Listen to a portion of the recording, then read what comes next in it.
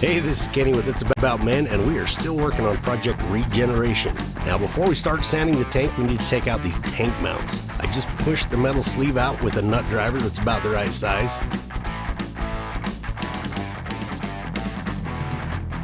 You can see these just keep the rubber from crushing too much. Then I use a trim removal tool to collapse the rubber grommet and just push it through the hole. You can see that there's a thick side and a thin side on these grommets, and obviously you want to push the thin side back through the hole.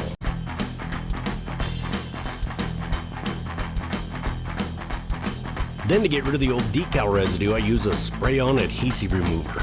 I see a lot of people on the hot rod forums complain that this stuff doesn't work, but the reality is it's designed to not damage paint finishes, so it only attacks the glue and not the decal material.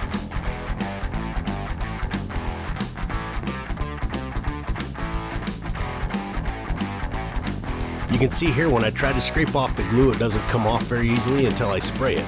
Even after a few seconds, it softens up the glue and it comes off much easier. The longer you let it sit on, the better it works.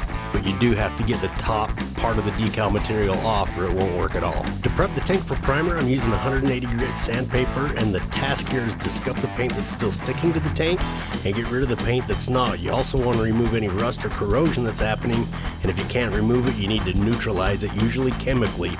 A lot of primers have rust converters and inhibitors, but it's always best to remove as much as you can. One part of the process that I forgot to shoot is before you sand any of this, you want to wash it with some sort of mild detergent and water. That helps you prevent spreading dirt and grease or other contaminants while you're sanding. The next step is to get some protective gloves, and these are the Farm Tough Homesteader gloves from Upstate Safety and Supply. And you can get yours by clicking through the link on the It's About Men website to Upstate Safety and Supply. I've used these a bunch since I got them, and I've been very happy with them. Really good gloves, and I highly recommend them. Next, we wipe down the tank with wax and grease remover. You can get it at most auto parts stores or paint jobbers, and if you don't want to do that, you can use mineral spirits, xylene, naphtha, some other solvent. Acetone will work, but it evaporates really quickly, so you wind up using more of it. But just wipe the entire surface down, and you're good to go.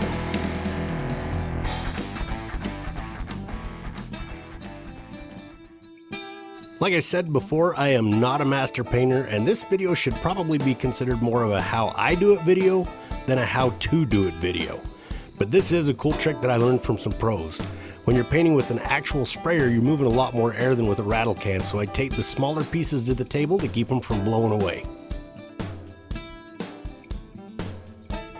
The first coat of primer is going to be an epoxy primer. This has a much better adhesion and is more resilient to contaminants than primers from a spray can or even high build primers. But it doesn't have the same filling and sanding quality as the primer I'm going to be using later. It's best to start with this anytime there's bare metal on your project. The mixture for it is 2 parts primer to 1 part catalyst or hardener. The manufacturer recommends a 15-minute sweating time, but my real painter friends say the good 3-minute stir will give you the same results. After that point, you can reduce it up to 10% with acetone. I've gone way beyond that, and I've never had it fail.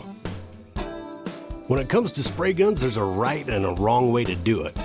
And there are a lot of great videos on YouTube that will teach you how to set up the gun and the proper painting techniques. Out of respect for the pros that have tried to teach me to paint the right way, I won't pretend to be able to teach you. I still struggle with the correct positioning and overlap. I'll put down 2 coats of this primer with about 20 minutes between them. At this point, I've put down 4 coats of high build primer with a guide coat and a sanding between the first 2. Now I'm on my final sanding with 600 grit sandpaper, and I prefer to sand primer dry instead of wet. And this is going to give me a nice surface for the paint. This is a black base coat that I had left over from another project, and I mixed a little too much, so I went ahead and gave it 4 coats, but typically I get pretty good coverage with 2. And I should mention that I only did the high build primer on the tank. These other parts here would have been a nightmare to sand, so I'm painting directly over the epoxy. Now I've sprayed 2 coats of a 2-part automotive clear coat, and you can see the tank's nice and glossy now, and that's good. The bad news is I ran some of the clear down the sides of the tank, so I'm going to wet sand it with 800 grit, being real careful not to sand through the clear. If you're good at this, you can go a lot faster than me, but as I have indicated, I'm not really good at this stuff yet.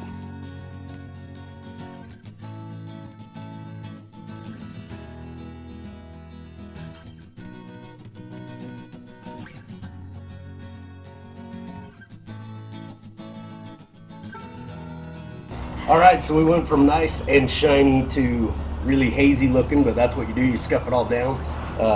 In some areas I started at 600, went down to 800, and then went around all the little nooks and crannies with the scuff pad to make sure I get some good adhesion on the clear coat. So technically the next step is to clear it one final time, but I got something else I want to do. And this is where the project begins to get a little out of control. The reality is a scuff pad and a rattle can would have been fine for this project. And yeah, the paint wouldn't lasted as long, but it would have really freshened up the look of the generator. This is where the It's About Men philosophy kicks in. It may look like a waste of time, but I could be very easily sitting on my couch doing nothing. But I'm trying to improve a skill that I want to be good at, and it makes me more marketable. I'll agree with you that this may be a waste of time and money, but I'll argue that I could be doing worse. As we've talked about on the podcast, there is a very good feeling when a hobby pays for itself. I've been lucky enough to have most of mine do just that, except the airbrush. Despite having the opportunity to learn from one of the top airbrush artists in the country, I'm not very comfortable with it, and the major component that I'm lacking is experience. I am pretty good at rivets though. I painted over 2,000 of them on my buddy Wendell's truck, and he paid me probably more than I was worth, but I still haven't recouped my investment in the hobby, so this seems like a great time to practice. As an artist, I really enjoy watching other artists work. I find it kind of therapeutic, so I'm going to go ahead and let this deal play out. If you're impatient and don't want to watch it, you can go ahead and stop the video now and wait for the next one to come out. We'll be pulling the generator out of the frame and prepping that and getting it ready for paint.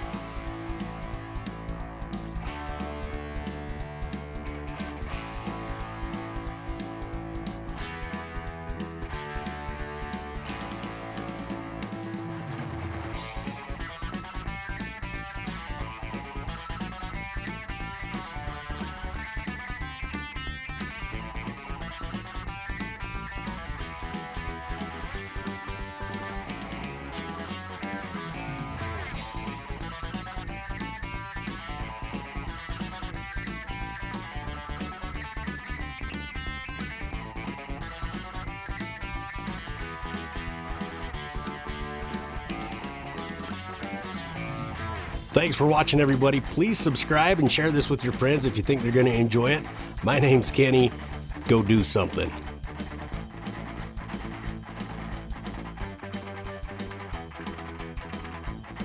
For more projects just like this, check out itsaboutmen.com and join us on Facebook to participate in monthly challenges where you can win some free stuff.